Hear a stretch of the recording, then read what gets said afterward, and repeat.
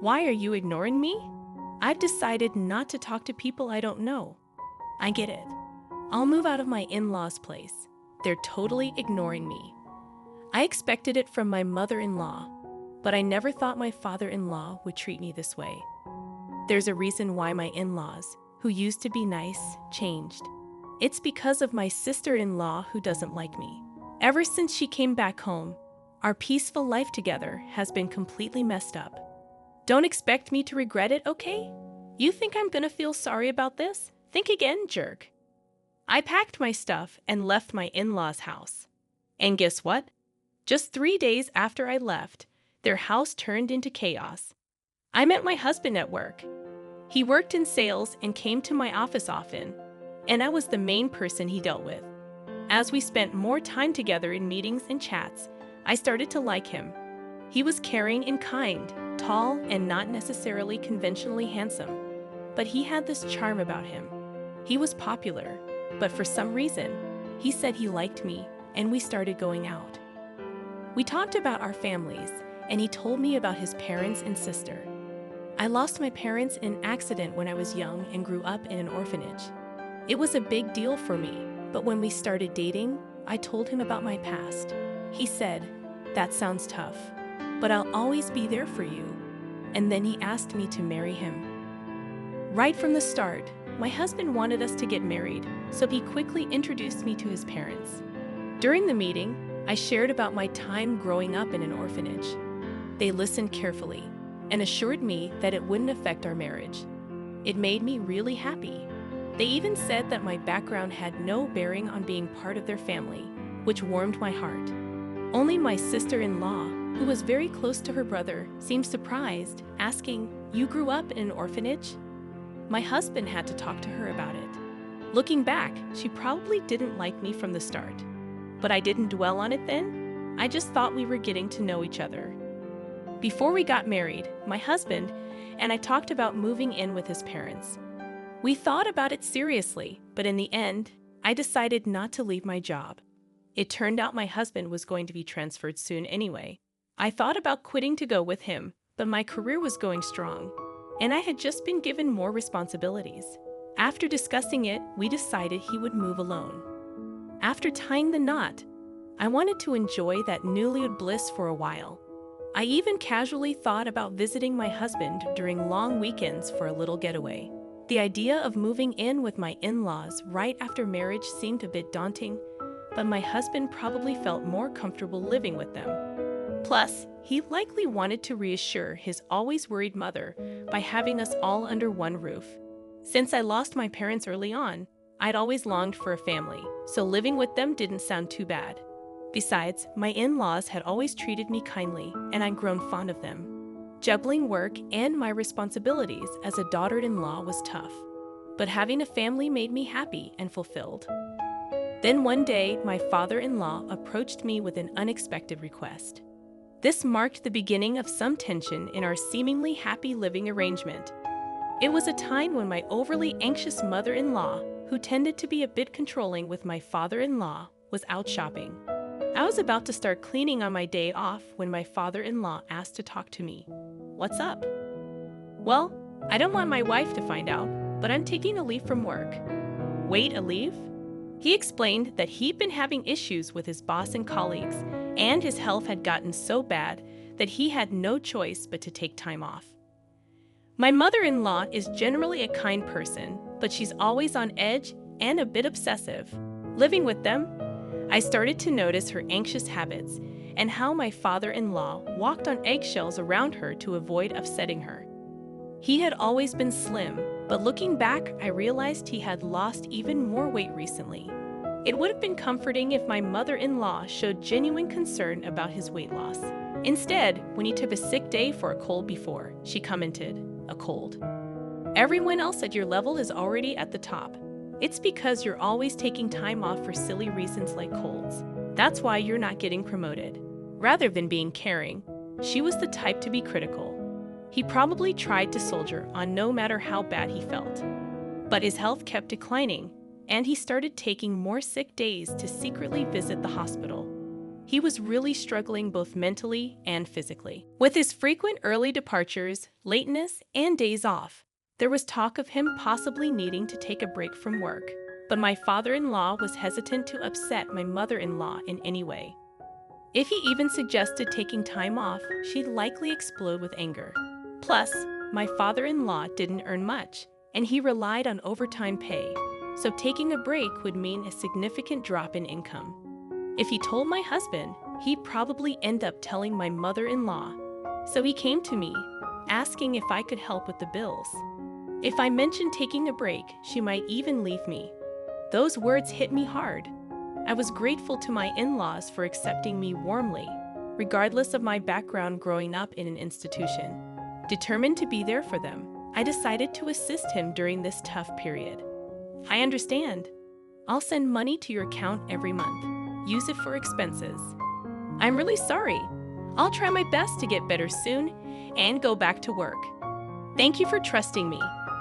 After that, my father-in-law continued his routine of pretending to go to work while I sent money to his bank account for living expenses.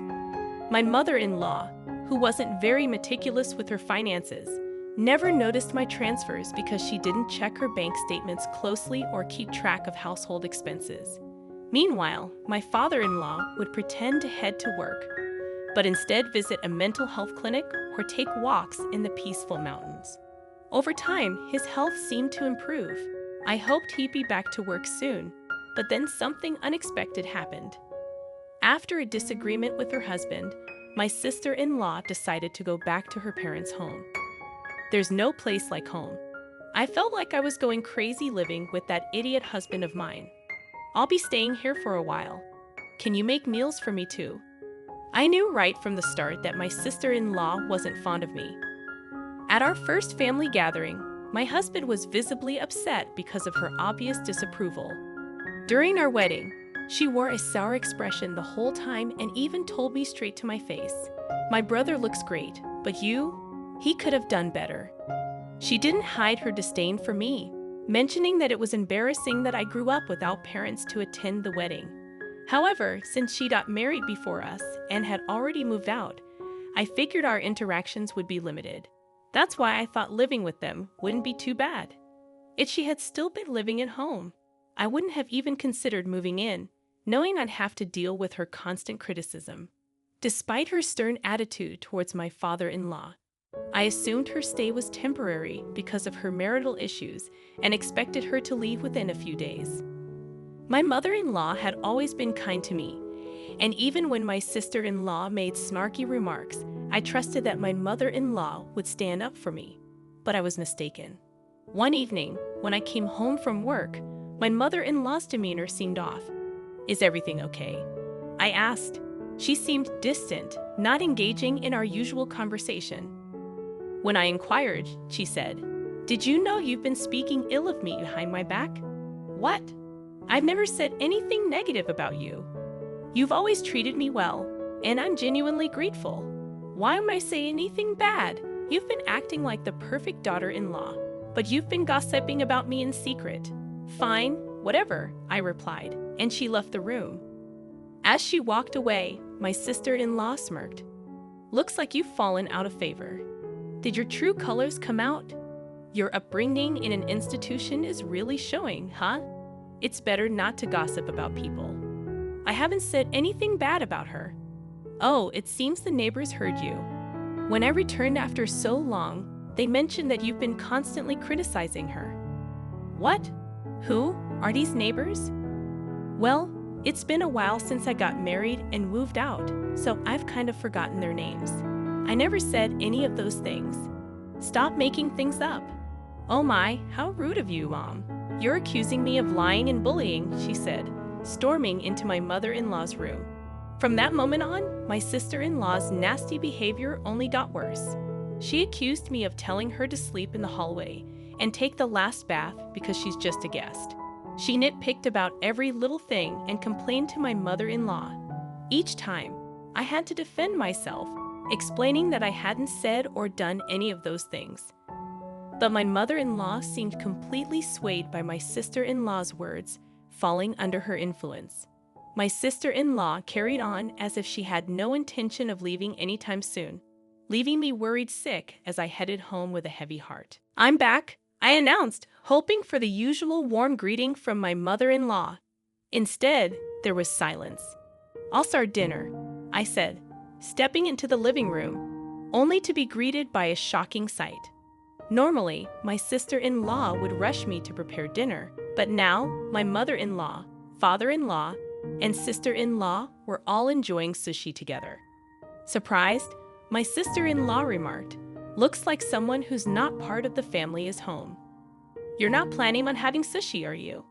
Without a glance in my direction, my mother-in-law continued eating while watching TV. "If you wanted sushi, you should have said so." I hurried back after shopping. No one mentioned that, I sighed. "Hey Mom, Dad, I hung out with my friends today and brought back some delicious pudding. Let's enjoy it together," my sister-in-law chimed in, ignoring me completely as they all began eating the pudding. Exhausted from work and lacking the energy to confront them, I retreated to my room without eating. The next day, my sister-in-law mentioned she was meeting friends and asked if I could drop her off at the station. I declined, as it was a work day, and we weren't heading the same way. "Come on, take a day off. It's not a big deal. Your dear sis-in-law just wants a lift. She hasn't had much fun since getting married, right? Can't you be a bit nicer? Respectfully, didn't you go out with friends last night after a late call? It seems like you've been going out almost every day since you got back." "I have work. Please take the bus or train," I replied. My mother-in-law and sister-in-law were whispering in the background, but I had enough. I headed to work. That night, however, the moment that convinced me to leave happened.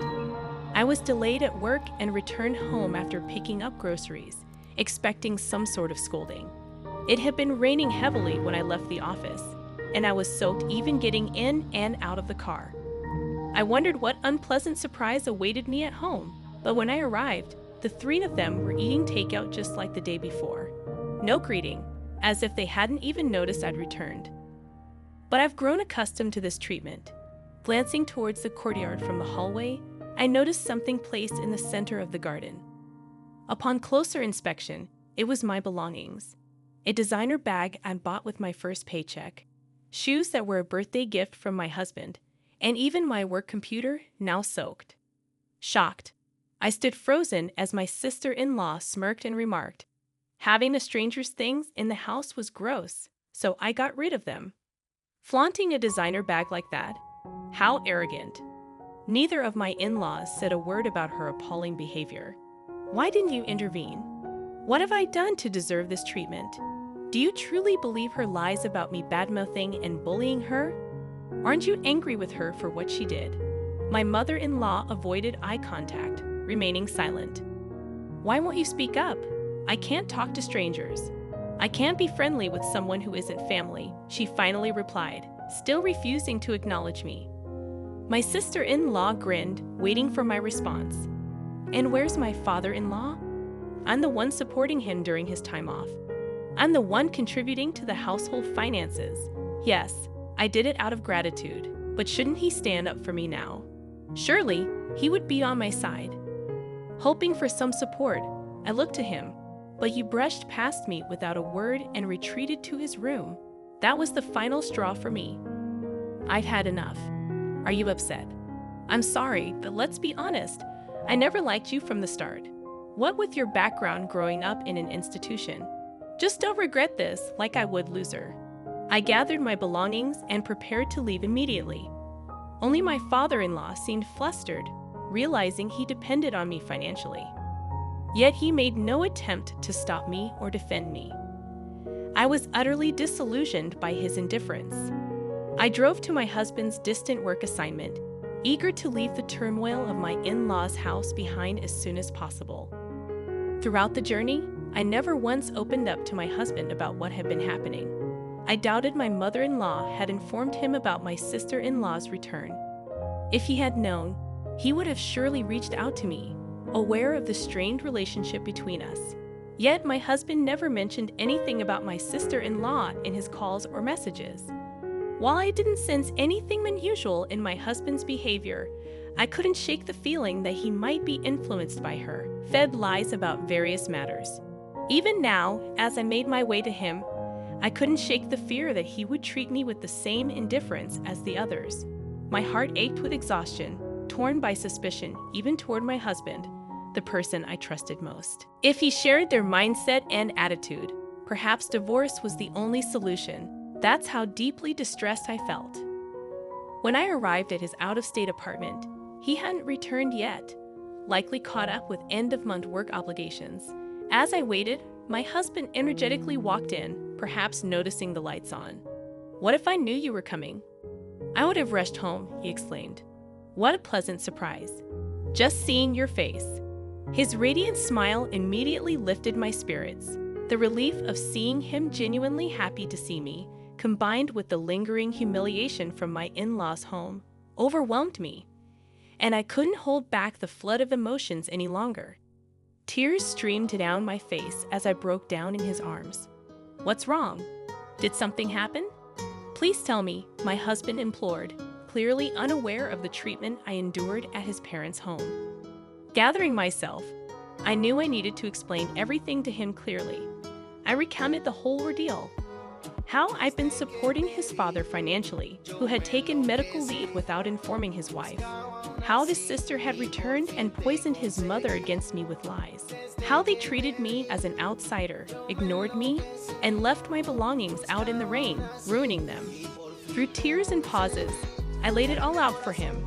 Finally, I made it clear that I had no intention of ever going back to that house, and if he couldn't support me on this, I'd seek a divorce. My husband apologized for being too preoccupied with work and not checking in on me more often, expressing regret over his family's behavior toward me. "You don't have to go back there or even speak to them," he assured me. "Even if I were to forgive them, I'm cutting ties with my parents and sister." He also vowed to stop providing financial aid to his father. That night, I felt a weight lift off my shoulders. The tension dissolved, and I slept peacefully by his side. After leaving my in-laws' house, I never returned. While commuting from my husband's out-of-state location wasn't feasible, I had already discussed with my company the possibility of working remotely. Since my sister-in-law and mother-in-law had begun treating me harshly, my job didn't necessarily require me to be in the office all the time. Many of my colleagues and supervisors also worked remotely. Although I still needed to visit the office a few times a month, several colleagues lived even farther away, so transitioning to remote work wasn't an issue. I hadn't truly experienced married life since moving in with his family and dealing with my sister-in-law's bullying. But now we could finally live like newlyweds. As I was setting up my remote workstation, as expected, my sister-in-law contacted me. It turned out that the day after I left their house was the day my father-in-law was supposed to get paid. Usually, my mother-in-law withdrew a certain amount and transferred it to their household account on payday, but this time she couldn't. Of course not. Until now, I have been supplementing my father-in-law's reduced salary due to his time off, I thought. Upon checking their balance, my mother-in-law confronted him, and he confessed that I had been helping them financially. "Hey, why didn't you tell me you were covering the living expenses?" He told me not to, saying he didn't want you to know, so I kept it a secret. Anyway, we're running out of money for living expenses, and there's no one to cook or do laundry. The room is a mess. As his wife, you need to come back and take care of these things and transfer money quickly. How heartless. I told you, didn't I? I don't regret this. I have no intention of going back to that house or continuing as your maid. Why should I help people who hate me, destroy my belongings, and treat me like this? Aren't you his wife? Without your help, we can't pay the electricity or gas bills. We can't even go shopping. That's why I said it. I'm an outsider, so it's none of my business, right? I hung up, ignoring my sister-in-law's ranting. Despite their relentless calls and messages, I continued to ignore my sister-in-law and mother-in-law. Even after my husband returned from work, they persisted in their attempts to contact us. When my husband finally answered, he firmly declared, I'll never forgive you for how you treated her, and I'm never sending her back to you. I'm not coming back either. I don't consider you my family anymore. Stay away from my wife, or you'll regret it." Given my sister-in-law's affection for her brother and my mother-in-law's dependence on him, they were likely shocked by his words. A few days later, my father-in-law reached out, pleading for continued financial assistance. Despite their acceptance of me, a girl from an orphanage, into their family, I couldn't overlook their lack of support during my time of need, despite all the help I had provided. I don't owe them anything. Why should I help those who ignored me? I'll never assist you again, I firmly stated before ending the call. Subsequently, my persistent mother-in-law and sister-in-law audaciously appeared at my workplace. Anticipating trouble, I had informed my company beforehand and security was immediately alerted. They caused a scene, demanding that I send money back home. Upon hearing this, my husband insisted, "Report them to the police." My colleagues at work were supportive, expressing disbelief at my past living situation. "Focus on your remote work," they encouraged. Meanwhile, the pressure from my mother-in-law and sister-in-law took a toll on my father-in-law's health, leading to his resignation. My sister-in-law attempted to return to her husband's family, only to be rejected due to her affair, which had been the original cause of their conflict. This incident exacerbated their problems, resulting in an immediate divorce. Left without a home, my in-laws and sister-in-law relocated to a modest apartment, finding employment in part-time positions to make ends meet. Meanwhile, my husband and I finally found peace and fulfillment in our lives.